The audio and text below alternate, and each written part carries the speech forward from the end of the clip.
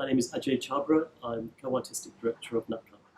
I'm Simmy Gupta. I'm the co-artistic director of Nutkhut. We work largely in the public domain. We work indoors and outdoors. Nutkhut means mischievous in Hindi and in Urdu. And when we were thinking about the name of the company, we wanted something that was fun, that was light, and that was childlike.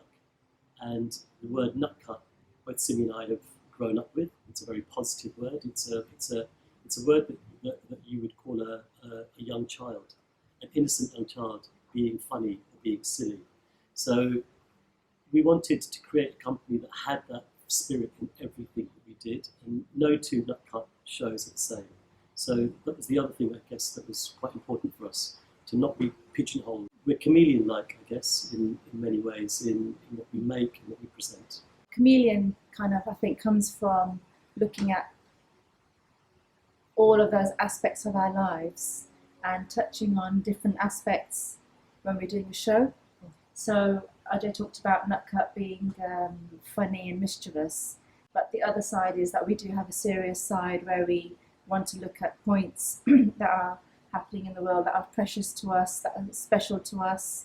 Our legacy is about bringing lots of aspects of joy and fun that we were party to in the privacy of our own families and in our own lives, but were not necessarily in the public domain. And we just really saw our parents working, and our grandparents working.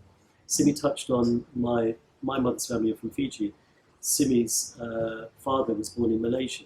So these footprints of Fiji, Malaysia, India, the UK have been going on for 100 years.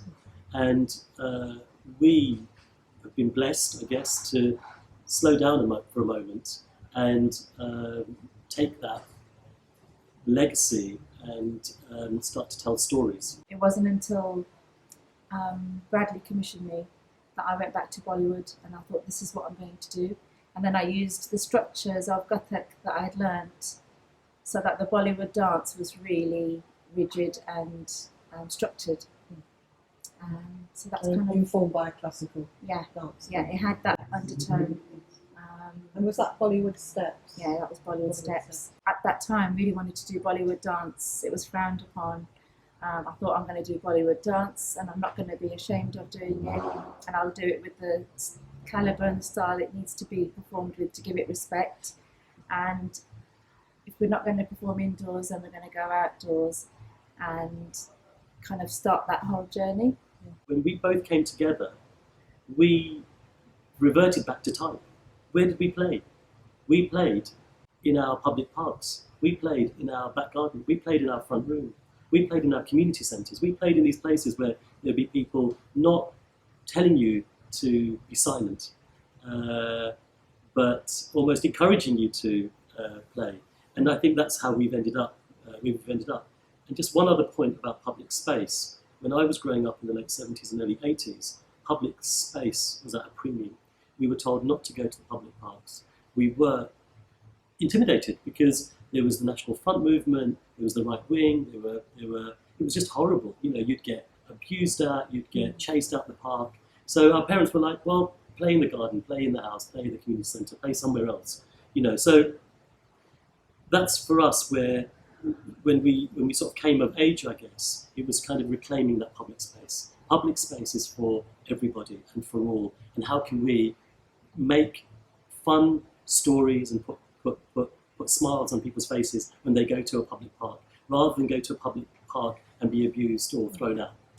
Ajay's blue skies and creative in that way, and then I'm probably more earthly and realistic or practical. And Ajay's very practical as well, but we kind of balance each other. I think our starting point, Simmy's starting point tends to be more earthly and more specific, but then that moves away from that. My starting point tends to be more, blue skies, and then it has to hone down. So we meet somewhere in the middle eventually. Yeah. For me, Dr. Blighty, which was a show that we made in 2016 as part of the centenary of World War I. It took place in Brighton in the summer of 2016, 2 weeks before UK referendum, and it lasted a week. 50,000 people came to see it. Over 2.5 million people saw it online. It was. You'd think that was the sort of story that was worth telling. Going to Buckingham Palace, I think that was for me, the greatest achievement on a grand scale. But on a smaller scale, I think my Nutkhut project, for me, teaching children about different aspects of Mughal culture was more interesting for me. Dancer marrying an actor, at that time, everyone was panicking, like, what is going on? How are they going to survive? And it wasn't until we got married in '99. In 2009, I went to the palace. We got world coverage for doing that show in the palace, meeting the Queen. And then we got phone calls from the whole world, all of our relatives. We're really proud of you, well done.